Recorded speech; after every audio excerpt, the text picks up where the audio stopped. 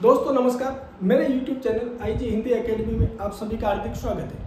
आज के इस वीडियो में सेकंड ग्रेड वर्ण विचार के अंतर्गत व्यंजन को प्रयत्न के आधार पर समझने वाले हैं। तो बिना समय गंवाए शुरू करते हैं। आपका जो सेकंड ग्रेड का टॉपिक है उसके अंतर्गत सेकेंडरी और सीनियर सेकेंडरी में पहले ही वर्ण विचार का टॉपिक दिया हुआ है। जैसा कि आपने देखा होगा, वर्ण विचार का टॉपिक है। वर्ण विचार के अंतर्गत दो प्रकार से वर्णों के विचार के बारे में पूछा गया है। पहला है प्रयत्न के आधार पर वर्ण। प्रयत्न के आधार पर वर्ण कितने होते हैं उसको, और दूसरा टॉपिक है आपका वो है उच्चारण स्थान के आधार पर। उच्चारण स्थान के आधार पर, उच्चारण स्थान के आधार पर। ये दो प्रकार के टॉपिक आपके सेकंड ग्रेड हिंदी में है। आज के इस वीडियो में मैं आपका दूसरा टॉपिक, क्योंकि पहला टॉपिक स्वर है, उसको मैंने पहले वाले वीडियो में अच्छी तरह से सरल करा दिया है, दोनों प्रकार से, प्रयत्न के आधार पर और उच्चारण स्थान के आधार पर। आज के इस वीडियो में अपन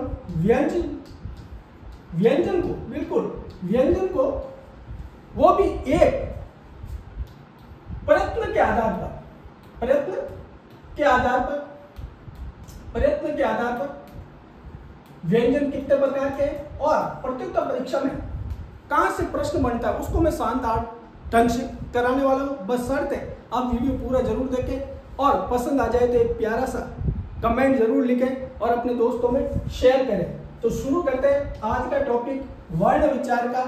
मैंने कहा आपको वर्ण विचार का स्वर वर्ण है प्रयत्न उच्चारण स्थान के आधार पर, वो मैंने अपने पहले वाले वीडियो में डाल दिया है। तो पुराना वीडियो आप देख लें, ठीक है। बिल्कुल आपको पाठ्यक्रम अनुसार हिंदी सेकंड ग्रेड का पूरे टॉपिक कराऊंगा मैं, और सेकंड ग्रेड के साथ आप यदि फर्स्ट ग्रेड का भी फॉर्म भरते हो तो वो भी मैं अवेलेबल कराऊंगा। फर्स्ट ग्रेड, सेकंड ग्रेड और असिस्टेंट प्रोफेसर हिंदी की मैं शानदार तैयारी कराने वाला हूं, क्योंकि अपने चैनल का नाम ही आईजी हिंदी एकेडमी। तो हिंदी के लिए आपको कहीं भटकना नहीं है, बिल्कुल हिंदी में शानदार ट्रिक्स के साथ मैं आपको समझाता रहूंगा। तो शुरू करते हैं आज के इसका वर्ण विचार के अंतर्गत। जैसा कि मैंने कहा स्वर वाला मैंने करा दिया है, तो दूसरा व्यंजन को अपन अच्छी तरह से समझने वाले हैं। व्यंजन में ही यहाँ पर अपन व्यंजन को भी मात्र एक प्रयत्न के आधार पर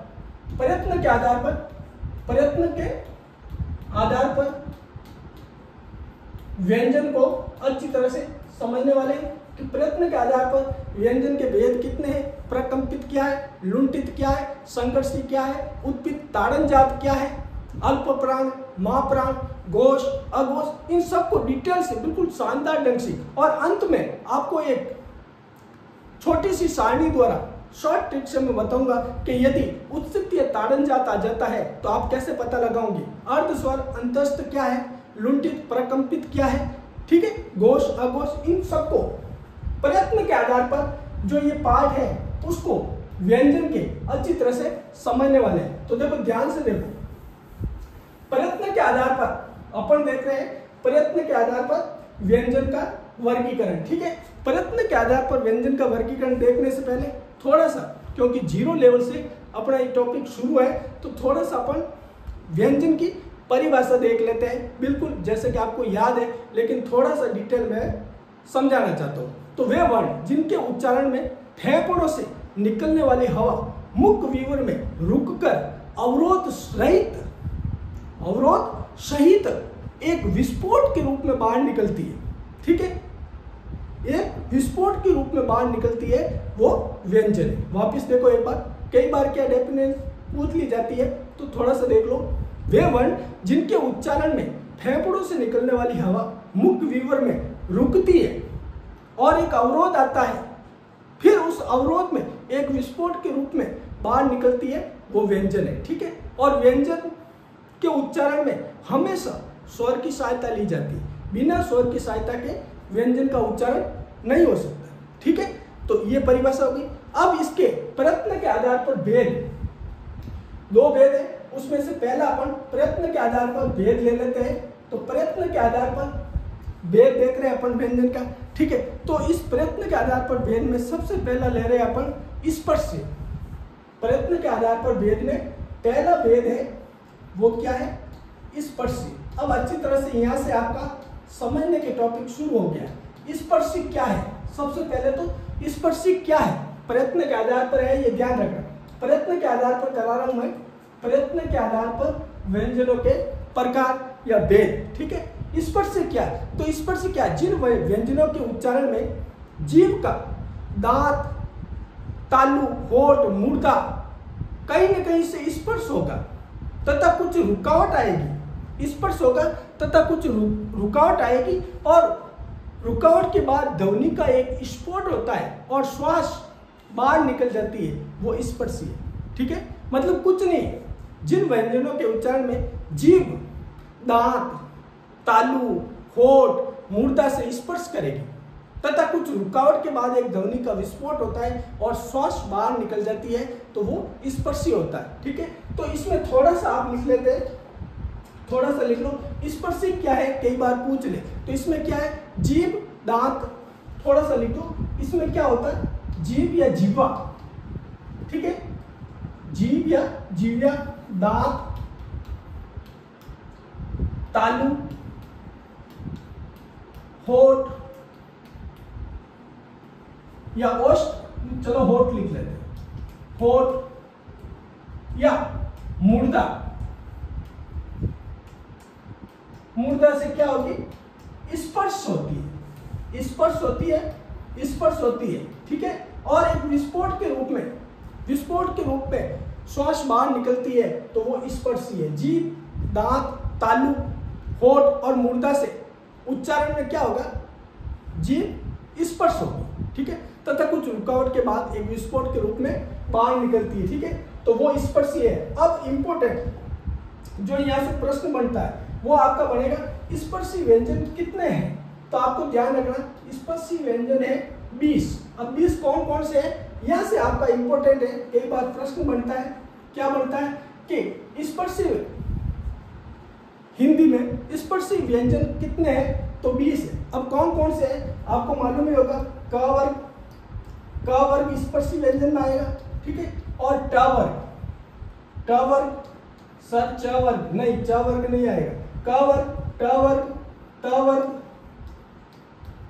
और प वर्ग। कितने हो गए, ये हो गए 4 वर्ग, और एक वर्ग के अंतर्गत 5 वर्ण आते हैं, तो कितने हो गए 20। तो यदि आपसे पूछ लिया जाए स्पर्शी व्यंजन कितने हैं, तो आपको क्या बताना है, 20। 20 कौन कौन से हैं, क वर्ग वाले, क ख ग घ ङ, ठीक है, फिर ट ठ ड ढ ण, फिर त थ द ध न और प फ ब भ म, ठीक है। तो ये हो गया 20। तो ध्यान रखना स्पर्शी में कुछ नहीं है, जीभ, दांत, तालु, होठ या मूर्धा से स्पर्श करेगी, ठीक है, और स्पर्श होगा और एक ध्वनि एक विस्फोट के रूप में बाहर निकलेगी, वो स्पर्शी व्यंजन है, ठीक है। अब दूसरा स्पर्शी समझ में आ गया, इंपॉर्टेंट। अपन देख रहे हैं वर्ण विचार, वापिस यहाँ से मैं देखता हूँ चलूंगा, आपको ये याद हो जाएगा। वर्ण विचार के अंतर्गत, वर्ण विचार के अंतर्गत अपन ले रहे हैं व्यंजन। व्यंजन देख रहे हैं अपन, कौन सा वर्ण देख रहे हैं, व्यंजन। व्यंजन वर्ण अपन देख रहे हैं, व्यंजन में अपन पहला कौन सा देख रहे हैं, व्यंजन के अंदर अपन पहला देख रहे हैं प्रयत्न के आधार पर। कौन सा देख रहे हैं, प्रयत्न के आधार पर, प्रयत्न के आधार पर व्यंजनों का वर्गीकरण, ठीक है। अब इसके अंतर्गत आपने देखा होगा, अपन ने पहला देखा है, पहला कौन सा है, प्रयत्न के आधार पर, तो ध्यान रखना पहला अपन ने देखा है स्पर्शीय व्यंजन। कौन सा देखा है, स्पर्शीय व्यंजन या स्पर्शी कर दी, स्पर्शीय वर्ण। अब स्पर्शी में क्या है, जीविया स्पर्श करेगी दांत पे, ठीक है, तालु पे, होठ पे, ठीक है, या मूर्धा से, वो स्पर्शी है। मैंने कहा स्पर्शी व्यंजन कितने हैं, तो ध्यान रखना 20 बताए मैंने। कौन कौन से बताए, ये याद हो जाएगा, क वर्ग, क वर्ग अच्छी तरह से, क वर्ग, फिर च को छोड़ देना, ट वर्ग, ठीक है, फिर त वर्ग, त वर्ग और फिर प वर्ग, प वर्ग, ठीक है। इसमें च वर्ग नहीं है, इस प्रकार से ये 20 हो जाते हैं। अब दूसरा लेते हैं, दूसरा इंपॉर्टेंट, देखते रहो ये याद हो जाएगा और आपके प्रत्यक्ष परीक्षा में वर्ण विचार से बिल्कुल मैं एक भी गलत नहीं होने दूंगा। बस शर्त है आप मेरे वीडियो को लास्ट तक जरूर देखें, ठीक है। और लास्ट में मैं कुछ ट्रिक्स के साथ एक सारणी द्वारा प्रत्येक वर्ण को समझाने वाला हूँ, ठीक है। तो देखो दूसरा स्पर्शी हो गया, फिर क्या स्पर्श संघर्ष, क्या है स्पर्श संघर्ष। इसमें क्या है स्पर्श के साथ साथ श्वास घर्षण से बाहर निकलती, संघर्ष करते हुए बाहर निकलती है। तो दूसरा है स्पर्श संघर्षी, ध्यान रखना। दूसरा कौन सा है स्पर्श संघर्षी। बिल्कुल शानदार ढंग से मैं आपको वर्ड कराने वाला हूं, लेकिन बेशर्त है आप वीडियो पूरा जरूर देखें, ज्यादा से ज्यादा लाइक कमेंट करें और सब्सक्राइब नहीं किया तो चैनल को सब्सक्राइब जरूर करें, ठीक है। अब स्पर्श संघर्ष क्या है, स्पर्श संघर्षी कौन सा है, स्पर्श के साथ बिल्कुल जीविया, दांत, होठ, तालु, मूर्धा से स्पर्श करेगी, ठीक है। लेकिन श्वास घर्षण से बाहर निकलेगी, क्या निकलेगी श्वास घर्षण से बाहर निकलेगी। तो इसमें कुछ नहीं, क्या है इसमें जीभ है, थोड़ा सा देखो जीभ या जीविया क्या होगा दांतों से, ठीक है, दांत से, तालु से, होठ से और मूर्धा से क्या होगा जीभ का स्पर्श होगा, ठीक है। साथ ही इसमें क्या होगा जो श्वास है घर्षण से बाहर निकलती है। तो इंपॉर्टेंट है इसमें क्या होगा श्वास है वो घर्षण से बाहर निकलेगी। कैसे निकलेगी, एक घर्षण से रगड़ खाते हुए बाहर निकलती है, तो वो हो जाएगा संघर्षी। देखो संघर्ष करते हुए स्पर्श तो है और साथ में संघर्षी। अब इंपॉर्टेंट यहाँ से बनता है कि स्पर्श संघर्षी कितने होते हैं। तो अपन ने ऊपर वाले में कौन सा छोड़ा था, बिल्कुल अपन ने छोड़ा था, तो ये भी कितने है, ये 5 है, कितने है 5 है। ऊपर वाले ने अपन ने च छोड़ दिया था, तो ये च वर्ग बिल्कुल च वर्ग इसके अंतर्गत आएगा, स्पर्श संघर्षी में आएगा। च वर्ग किस में आएगा, स्पर्श संघर्षी में आएगा, ध्यान रखना, ठीक है। आगे बढ़ते हैं, देखते रहो आपको याद हो जाएगा। तीसरा क्या है, तीसरा अपन ने स्पर्शी देख लिया, स्पर्श संघर्षी देख लिया, तो अब क्या बच गया, अरे भाई संघर्षी बच गया। तो अब लिखेंगे अपन संघर्षी, क्या लिखेंगे संघर्षी। ऐसे याद होते रहेंगे आपको, तो बिल्कुल आपकी ये जो सेकंड ग्रेड हिंदी है आराम से आप क्लियर कर दोगे। बस शर्त है मेरे हर वीडियो को अच्छी तरह से वॉच करें, लाइक कमेंट कर दें, ठीक है। अब अपने संघर्षी, अब संघर्षी में क्या है, बिल्कुल छोटी सी एक परिभाषा आप खुद भी दे सकते हो। संघर्षी में क्या है, कुछ नहीं, हवा संघर्ष के साथ गर्म उष्ण होकर निकलती है। क्या होती है, हवा घर्षण के साथ गर्म होकर निकलती है। हवा संघर्ष के साथ गर्म होकर निकलती है, वो उष्ण है। तो इसमें क्या है, हवा क्या है संघर्ष के साथ, संघर्ष के साथ गर्म होकर, गर्म या उष्ण होकर निकलेगी। हवा क्या होगी, जब ये वर्ण बोलोगे तो संघर्ष करना पड़ेगा अपन को ये, ठीक है। और हवा क्या होगी, गर्म होगी, तो इनको उष्ण संघर्षी भी कहा जाता है, ध्यान रखना। कई बार उष्ण संघर्षी पूछ लिया जाए तो ध्यान रखना, इसमें कुछ नहीं। आप इस वर्ण का जब उच्चारण करोगे तो हवा या श्वास घर्षण के साथ, घर्षण तो होगा ही होगा, लेकिन हवा गर्म भी हो जाएगी, ठीक है, और बाहर निकल जाएगी। तो ऐसे वर्ण कौन से कितने हैं आपको ध्यान, कितने 4, बिल्कुल 4 है। कौन कौन से, तो ध्यान से देखो संघर्ष किस में हो रहा है, उष्ण हवा गर्म किस में निकल रही है, आपका खुद का उत्तर आ जाएगा। बोल के देखो, श श श ह, बिल्कुल कौन सा है, श श श और ह, बिल्कुल हुआ। देखा आपने, हवा घर्षण के साथ श और उष्ण होकर, गर्म होकर, तो इनको उष्ण संघर्षी भी कहा जाता है, ध्यान रखना। इसको थोड़ा सा देख लो, प्रश्न कहीं से भी बन सकता है और मैं बिल्कुल आपको डिटेल में अच्छी तरह से समझाने वाला हूं कि अगर मेरा कोई वीडियो देख रहा है, स्टूडेंट मेरे को फॉलो कर रहा है, तो उसका वर्ण विचार से प्रश्न गलत नहीं होना चाहिए, ठीक है। तो इसको क्या कहा जाता है, दूसरा नाम उष्ण संघर्षी भी कहा जाता है, ये भी याद रखना। इसको उष्ण संघर्षी भी कहा जाता है। क्यों कहा जाता है, आपके सामने है, उच्चारण करते हैं तो हवा या श्वास, हवा या श्वास कह सकते हैं आप। क्या, श्वास घर्षण के साथ गर्म यानी उष्ण होकर बाहर निकलती है। ठीक है, वो हो गया उष्ण संघर्षी। अब जहां से अधिकतर प्रश्न बनता है, ठीक है, ये नोट कर लिया। ये अब जहां से अधिकतर प्रश्न बनता है उसको ले रहे हैं अपन। वो क्या है, देखा होगा आपने अच्छी तरह से। चौथा अपन ले रहे हैं इंपोर्टेंट, जहां से कई बार प्रतियोगिता परीक्षा में प्रश्न बना है और बिल्कुल सीधा सीधा पूछा गया है, वो है उत्सित ताड़न जात। दो वर्ण ले रहा हूं मैं, उत्सित या ताड़न जात। सर ये क्या है, ताड़न जात, बिल्कुल अच्छी तरह से अभी समझाने वाला हूं। उत्सित या ताड़न जात वर्ण। अब ये क्या है, इसमें देखो दोनों को अपन अलग अलग देख लेते हैं थोड़ा। ठीक है, दोनों को अलग अलग देखते हैं। एक ले लेते हैं उत्सित। उत्सित क्या है और उत्सित वर्ण कौन सा है, ठीक है, और ताड़न जात कौन सा है, ताड़न जात वर्ण कौन सा है, बिल्कुल अच्छी तरह से मैं आपको समझाने वाला हूं। वर्ण विचार में से आपका प्रश्न गलत नहीं होगा। तो दो है आपके सामने, अच्छी तरह से देखो, उत्सिन और उत्सित। क्या है, उत्सित और ताड़न जात। तो उत्सित क्या है, उच्चारण करने पर जीभ की नोक को उलटकर मूर्धा को झटके से छूकर हवा बाहर निकलती है। ठीक है, क्या होता है इसमें, जीभ की नोक को उलटकर, जीभ की नोक को उलटकर, ठीक है ना, और मूर्धा को झटके से, जीभ की नोक उल्टेगी और मूर्धा को छूकर झटके से हवा बाहर निकलती है। उत्सित का मतलब है उलट कर, ध्यान रखना, उलट कर। इसमें क्या है, जीभ उलट कर, ठीक है, और मूर्धा के साथ झटके से श्वास बाहर निकलती है, वो उत्सित है, उलट कर। उत्सित का मतलब है उलट कर। और ताड़न जात का मतलब क्या है, झटके से, झटके से।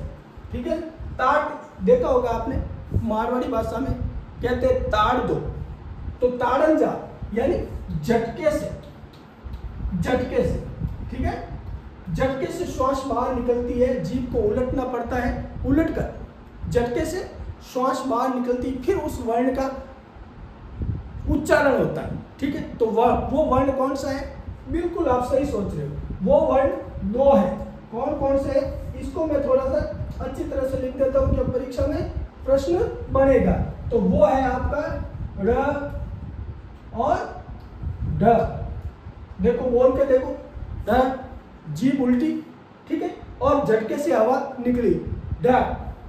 समझ में आ गया, इसको अच्छी तरह से देखिए। अब अगला ले रहे हैं अपन पांचवा, अच्छी तरह से एक बार देखो। अगला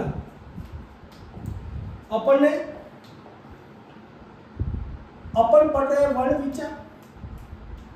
वर्ण विचार के अंतर्गत मैंने कहा आपको क्या देख रहे हैं, प्रयत्न के आधार पर व्यंजन का देख रहे हैं। प्रयत्न के आधार पर किनको देख रहे हैं, व्यंजन को। ठीक है, इसके अंतर्गत अपन ने 4 कर दिए, 4 हो गए हैं। अब 5वां देखिए, यहाँ पर 5वां याद हो जाएगा, 5वां उत्सित या ताड़न जात हो गया। फिर एक और आता है जो परीक्षा में कई बार पूछा जाता है, वो कौन सा है, तो वो है लुंठित या प्रकंपित। 5वां है लुंठित, लुंठित, या इसको दूसरा प्रकंपित भी कहते हैं, प्रकंपित। लुंठित या प्रकंपित वर्ण, लुंठित या प्रकंपित। लुंठित का मतलब क्या होता है, लुढ़कती हुई, लुढ़कती हुई और कंपन करती हुई। कौन कंपन करेगी, जीभ। तो इसमें क्या होगा, जीभ या जीविया लुढ़कती हुई, लुढ़कती हुई, लुढ़कती हुई। और दूसरा क्या, कंपित होती हुई, कंपित होती हुई, कंपित होती। ठीक है, क्या होगा, लुढ़केगी, लुढ़कती। देखो यहां थोड़ा सा गड़बड़ हो गया, यहां देखो,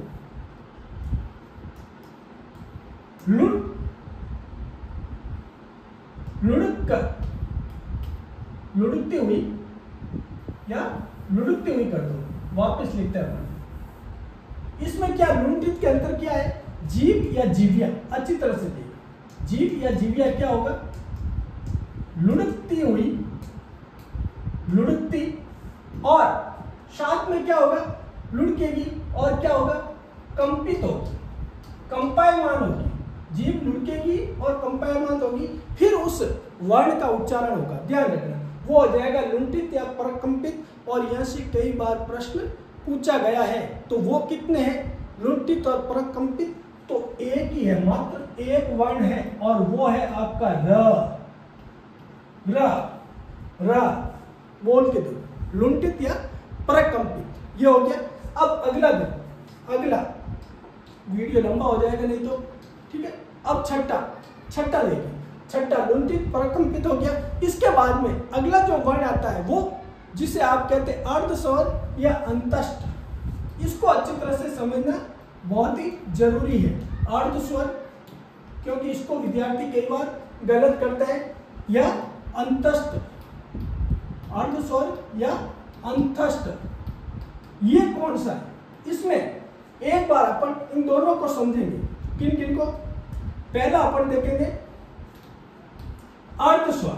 अर्धस्वर किसे कहते हैं, अर्धस्वर यानी आधा स्वर है और आधा व्यंजन है, जिसे बोलने पर ऐसा लगता है ये आधा स्वर है और आधा व्यंजन, यानी उच्चारण अवरोध की दृष्टि से स्वर व व्यंजन दोनों के बीच का है। तो थोड़ा सा लिख दो, उच्चारण अवरोध की दृष्टि से, उच्चारण अवरोध की दृष्टि से, उच्चारण अवरोध की दृष्टि से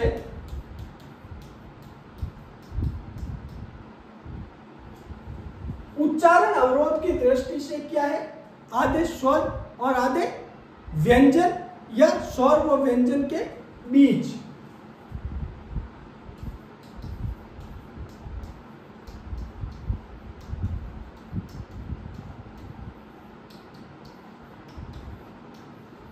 बस ये याद रखना है।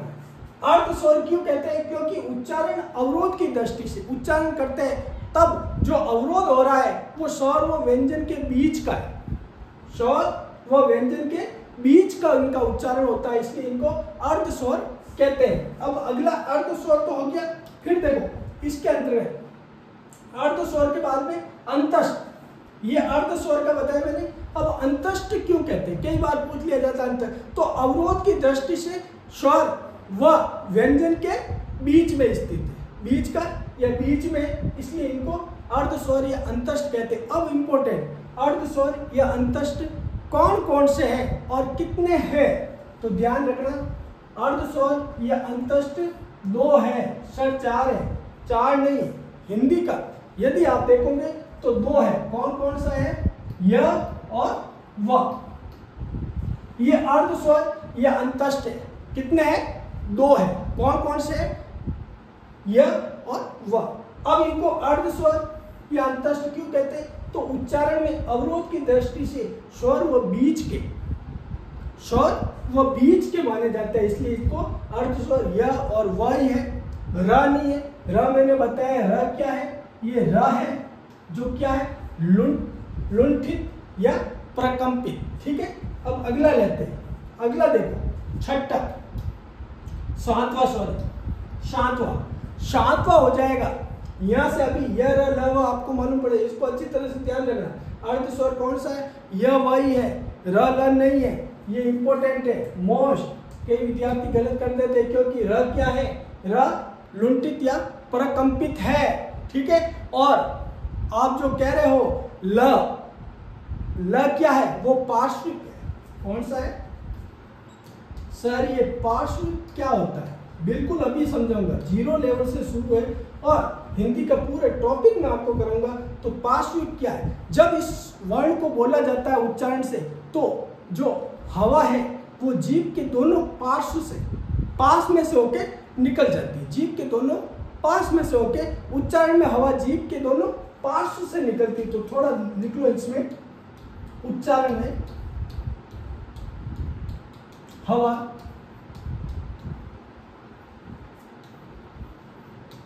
जीभ के पार्श्व से निकलती, हवा जीभ के दोनों पार्श्व से निकलती है, इसलिए इसको कहा जाता है पार्श्विक वर्ण। अब ये कौन सा है तो ध्यान रखना, ये पार्श्विक भी एक है। अब य व र तो ये हो गया ल। इस प्रकार से आपके ये जो वर्ण है या अच्छी तरह से याद कर लो, वर्ण कौन कौन से, य व र और ल, इनका विभाजन मैंने इस में कर दिया अच्छी तरह से, ध्यान से देख लीजिए। र कैसा है, लुंठित या प्रकंपित, थोड़ा सा देखिए। र कैसा है, लुंठित या प्रकंपित। इसको लुंठित या प्रकंपित क्यों कहते हैं, जीभ लुढ़कती हुई, कंपित होती हुई प्रतीत होती है, समझ में आ गया। फिर यह वह क्या है, अर्ध स्वर या अंतस्थ है, ध्यान रखना। यह वह अर्ध स्वर, क्यों, उच्चारण में अवरोध की दृष्टि से स्वर व बीच के माने जाते हैं, इसलिए इनको अर्ध स्वर कहते हैं। दो ही है, य और व, ध्यान रखना। लुंठित, प्रकंपित, र, ये कई बार मोस्ट इंपोर्टेंट, लुंठित या प्रकंपित वर्ण कौन सा है प्रयत्न के आधार पर, तो ध्यान रखना। कई बार क्या होता है, सीधा सीधा प्रश्न पूछ लेते हैं, प्रयत्न के आधार पर लुंठित या प्रकंपित कौन सा है, र। समझ में आ गया। थोड़ा सा मैं डिटेल में बता रहा हूं ताकि नए विद्यार्थी भी अच्छी तरह से इनको समझ ले, क्योंकि वर्ण विचार में से 101% प्रश्न पूछा जाता है और उसको अपन गड़बड़ कर देते हैं। पार्श्विक छात्वा, उच्चारण में हवा जीभ के दोनों पार्श्व से, जीभ है इसके दोनों पार्श्व से होके निकल जाती है, वो पार्श्विक है। इसमें एक मात्रा है ल, याद रखना, और ये हो गए य र ल, ठीक है। अब आगे बढ़ते हैं, आगे देखें कहां तक हो गया, 7, ठीक है। अपन पढ़ रहे हैं second grade Hindi, second grade Hindi में अपन पढ़ रहे हैं वर्ण विचार। वर्ण विचार के अंतर्गत जैसा कि मैंने बताया आपको, वर्ण विचार के अंतर्गत पहला अपन देख रहे हैं प्रश्न के आधार पर, और आज के इस वीडियो में मैं व्यंजन को प्रश्न के आधार पर बता रहा हूँ, ठीक है, और उसी को सरल कर रहे हैं ताकि परीक्षा में एक भी गलत नहीं हो। अपन ने 7 तक देख लिया था, अब 8वां देखिए। 8वां जो बहुत ही इंपॉर्टेंट है, कई बार यहां से भी पूछा जाता है, और वो कौन सा है तो ध्यान रखना, अल्प प्राण। अल्प प्राण, अल्प प्राण और महाप्राण, अल्प प्राण और महाप्राण, अल्प प्राण और महाप्राण। बिल्कुल, यहां से भी प्रतियोगिता परीक्षा में कई बार प्रश्न पूछा जा चुका है। तो अल्प प्राण किसे कहते हैं, अल्प, अल्प जब श्वास उच्चारण में श्वास की मात्रा कम, श्वास की मात्रा कम, यहां लिख देता हूं मैं, श्वास की मात्रा क्या कम है वो अल्प प्राण है, ध्यान रखना। कम है वो अल्प प्राण है, और अधिक है श्वास की मात्रा वो महाप्राण के अंतर्गत आता है, ठीक है। इसको अच्छी तरह से समझ लेते हैं, ठीक है। तो पहला इसके अंतर्गत अपन देखते हैं अल्प प्राण। अल्प प्राण, मैंने कहा अल्प प्राण, अल्प प्राण क्या है, श्वास की मात्रा, दूसरा पैर ले लेते हैं अपन, इसमें अपन ले रहे हैं अल्प प्राण। अल्प प्राण, मैंने कहा अल्प प्राण के अंतर्गत क्या है, श्वास की मात्रा कम होती है, यहां से प्रश्न पूछा जाता है, इसको थोड़ा सा डिटेल कर लेते हैं। तो अल्प प्राण कौन कौन से है तो ध्यान रखना, आपके जो वर्ण है वर्ग, ठीक है, उसमें पहला, तीसरा, पांचवा, पहला, तीसरा और पांचवा, और कौन सा है, य र ल व, अच्छी तरह से देख लेना। अल्प प्राण, मैं इसमें अल्प प्राण बता रहा हूं, अल्प प्राण मैं कह रहा हूं आपको पहला वर्ण, ठीक है, फिर तीसरा वर्ण और फिर पांचवा वर्ण, अच्छी तरह से देखो, पहला, तीसरा और पांचवा, समझ में आ गया, पहला, तीसरा, पांचवा अल्प प्राण, अल्प प्राण, पहला, तीसरा, पांचवा, और क्या हो जाएगा, य र ल, इसके साथ में होगा य र ल और व, ये क्या है, अल्प प्राण है, श्वास अल्प मात्रा में बाहर निकलती है वो अल्प प्राण, य र ल और व, ठीक है। अब दूसरा है महाप्राण, इसको अच्छी तरह से देखो, यहां से प्रश्न पूछा जाता है कि कौन कौन से महाप्राण हैं, समझ में आ गया ना। ये पहला, तीसरा, पांचवा, ये क्या है, ये जो अपने वर्ग है, क वर्ग, देख लो थोड़ा सा, ठीक है, क वर्ग, च वर्ग, फिर ट वर्ग, फिर त वर्ग, और फिर प वर्ग। ये जो पांचों वर्ग है, ये पांचों वर्ग है, इन पांचों वर्गों में से जो पहला वर्ण, तीसरा वर्ण और पांचवा वर्ण, ठीक है, और य र ल व वो क्या है, अल्प प्राण है। यही पे याद कर लेना, वो क्या है, अल्प प्राण है। अब महाप्राण कौन सा है, तो इसमें कौन सा बच गया, उसको याद कर लेना, दूसरा और चौथा वर्ण, दूसरा और चौथा वर्ण। और क्या बच गया, श श श श और ह। ये हो गया महाप्राण। महाप्राण कौन सा होता है, दूसरा और चौथा, प्रत्येक वर्ग का दूसरा और चौथा और श। ये क्या है, महाप्राण। इंपॉर्टेंट, ध्यान रखना, रेड में मैं आपको इंकित कर देता हूं। महाप्राण कौन सा है, दूसरा चौथा, प्रत्येक वर्ग का दूसरा चौथा और श। महाप्राण कौन सा है, प्रत्येक वर्ग का, अच्छी तरह से देख लेना, प्रत्येक अल्प प्राण कौन सा है, प्रत्येक वर्ग का पहला, तीसरा और पांचवा। समझ में आ गया यहाँ तक, अल्प प्राण, महाप्राण। एक और इम्पोर्टेंट, इसको एक बार देख लो, ठीक है, एक और इम्पोर्टेंट, और वो है, अपन ने कौन सा देख लिया था, 8वां हो गया है, ठीक है। आगे बढ़ते हैं, 8वें के बाद में अपन पढ़ रहे हैं वर्ण विचार। क्या पढ़ रहे हैं, वर्ण विचार। वर्ण विचार के अंतर्गत अपन देख रहे हैं प्रयत्न के आधार पर, क्या देख रहे हैं, व्यंजन देख रहे हैं, ध्यान रखना, व्यंजन देख रहे हैं। व्यंजन किसे कहते हैं, जब उच्चारण करते हैं तो फेफड़ों से निकलने वाली हवा मुख विवर में कहीं रुकती है, अवरोध होता है और एक विस्फोट के रूप में उच्चारण से बाहर निकलती है, वो क्या है, व्यंजन है। और व्यंजन हमेशा स्वर के साथ बोले जाते हैं, ठीक है, इनके साथ हमेशा स्वर लगेगा। अब जो इंपॉर्टेंट है नम्मा, वो देख लेते हैं अपन, वो है घोष। दूसरा क्या हो जाएगा, घोष वर्ण और अघोष वर्ण, घोष वर्ण और अघोष वर्ण, ये भी इंपॉर्टेंट है, घोष वर्ण और अघोष वर्ण। अब समस्या ये हो गई, घोष किसे कहते हैं और अघोष किसे कहते हैं। तो उच्चारण में हवा गले से निकलने पर जो स्वर तंत्रियों में कंपन पैदा करती है वो घोष है। जब मतलब उच्चारण में हवा गले से निकलती है तो स्वर तंत्रियों में जो कंपन पैदा करती है वो घोष है। घोष का मतलब नाद। आपने देखा होगा ढोलक पे आवाज देते हैं, अगर बजाते हैं ढोलक को तो एक घोष होता है, बस वही स्वर तंत्र का झंकृत होगी इसमें, ठीक है। तो थोड़ा सा लिख दो, उच्चारण में हवा गले से निकलने पर, उच्चारण में हवा गले से निकलने पर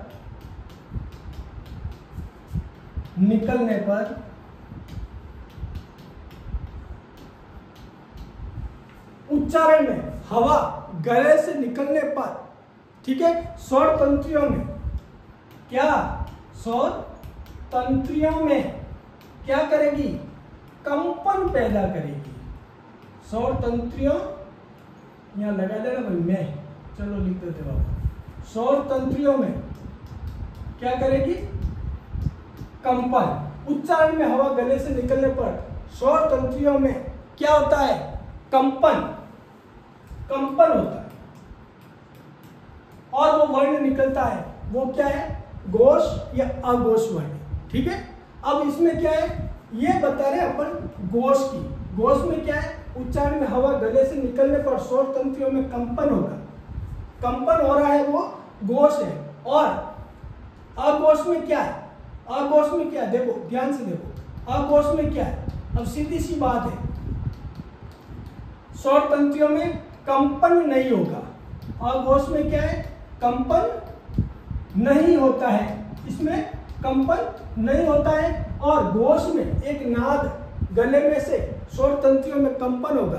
अब घोष कौन से है और अघोष कौन से, उसको देख लेते हैं, ठीक है। तो पहला अपन देखते हैं घोष वर्ण।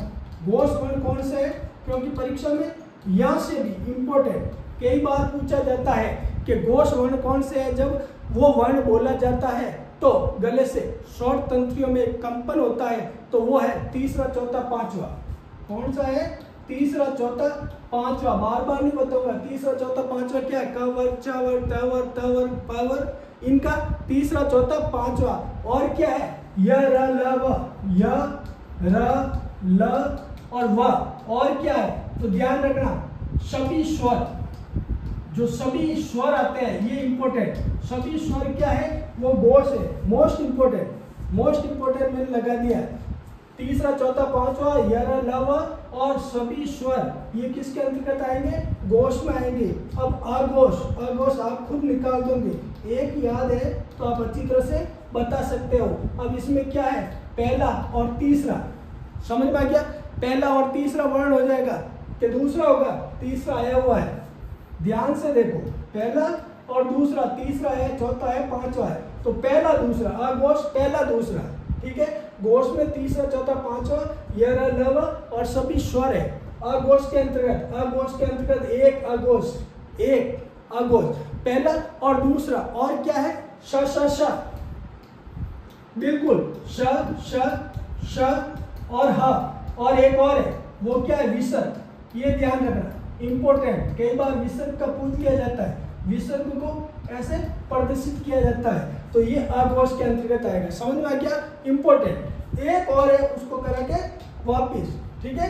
अब 10वां देखो, 10वां अच्छी तरह से समझ लेना। 10वां क्या है, अब क्या बच गया, तो आप कहोगे सर नासिकी बच गया, नासिक नहीं, नासिकी, यानी जो जिन वर्णों का उच्चारण करने पर हवा नाक से निकलती है, इसमें क्या होगी, हवा कहां से निकलेगी, नाक, इसलिए इनको नासिकी। अब ये कौन कौन से है, ये तो आपको मालूम ही होगा, ण, ठीक है, न, न और ये म, ये नासिकी हो गए। इस प्रकार से प्रयत्न के आधार पर ये आपके वर्णों का वर्गीकरण हो गया, ठीक है, अच्छी तरह से। अब थोड़ा सा इसको एक बार अपन एक साथ सबको लिख लेते हैं ताकि आपको अच्छी तरह से। दोस्तों यदि वीडियो अच्छा लग रहा हो तो आप लाइक कमेंट करें और मेरे चैनल को सब्सक्राइब नहीं करें, सब्सक्राइब जरूर करें। मैं सेकंड ग्रेड हिंदी और फर्स्ट ग्रेड हिंदी के सारे टॉपिक पाठ्यक्रम अनुसार शानदार ढंग से बिल्कुल आपको कराने वाला हूँ, ठीक है। तो अब थोड़ा सा इनको प्रयत्न के आधार पर अपन पढ़ रहे थे वर्ण, वर्ण विचार, वर्ण विचार के अंतर्गत, ठीक है।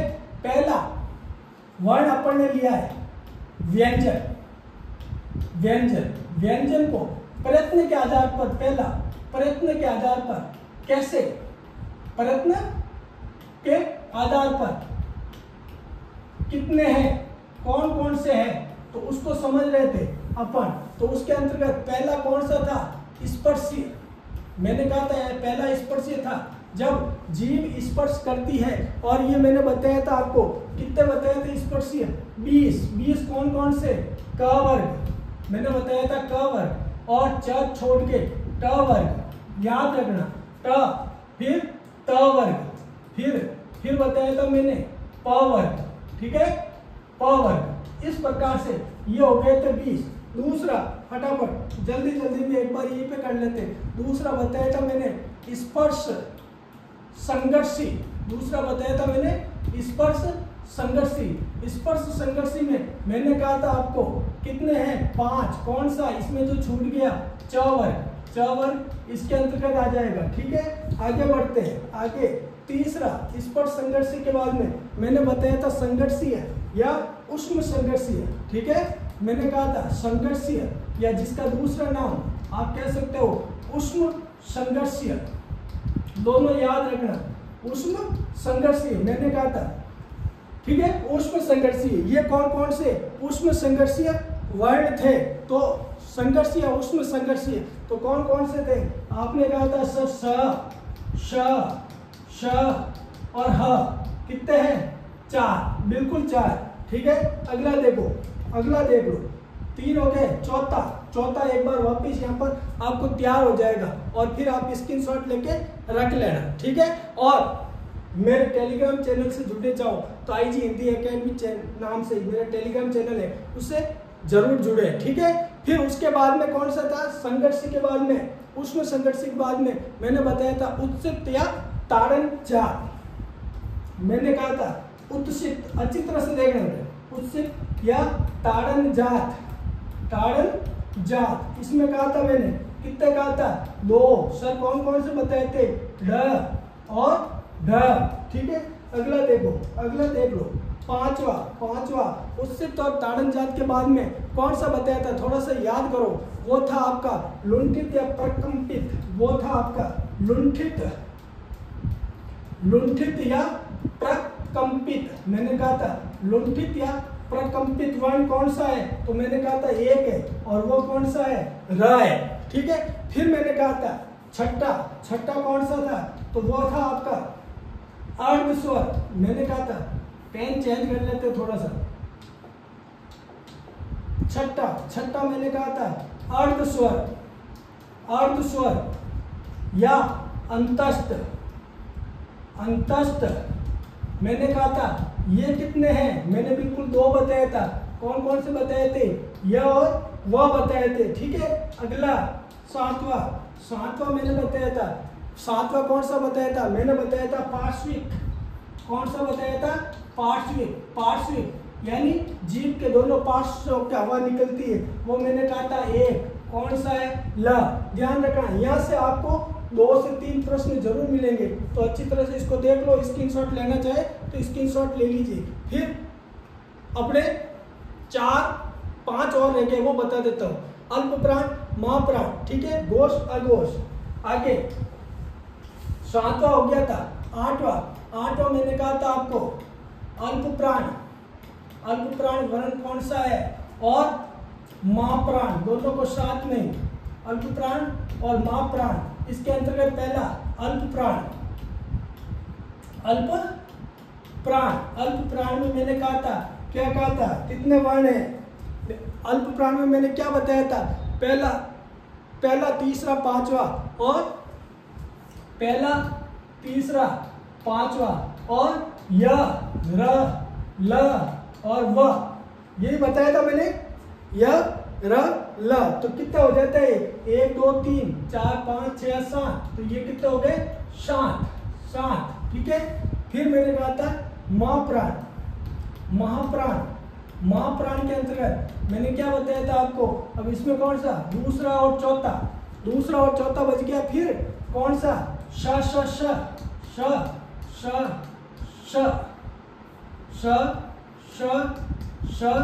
और ह।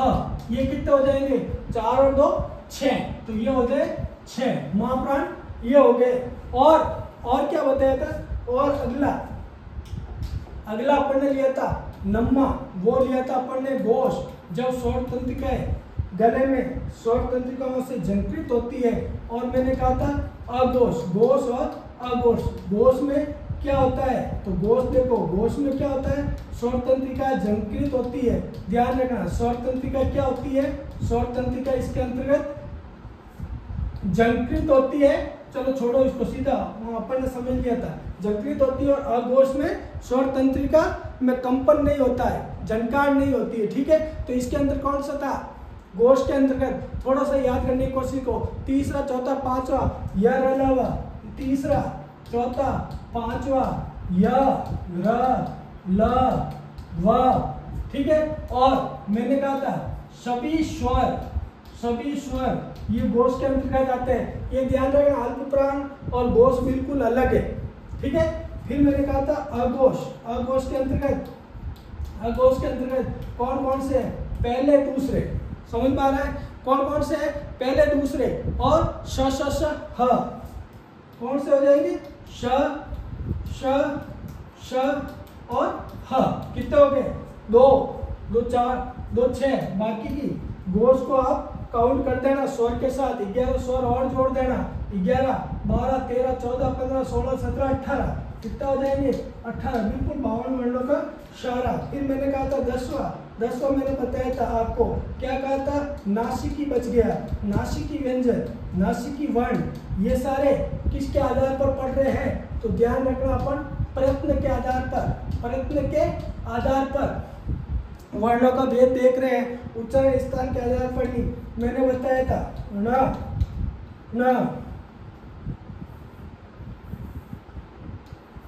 न न, न, न और म। कितने हो गए? 2 2 4 और 5। इस प्रकार से वर्ण विचार में स्वर को प्रयत्न के आधार पर मैंने समझा है। अगले वीडियो मात्र अपन उच्चारण स्थान के आधार पर इसी प्रकार से सॉल्व करने वाले हैं। दोस्तों मेरे साथ जुड़े रहे और वीडियो अच्छा लगा तो प्लीज एक प्यारा सा कमेंट जरूर कर दे और ज्यादा से ज्यादा इसको शेयर करें। धन्यवाद दोस्तों।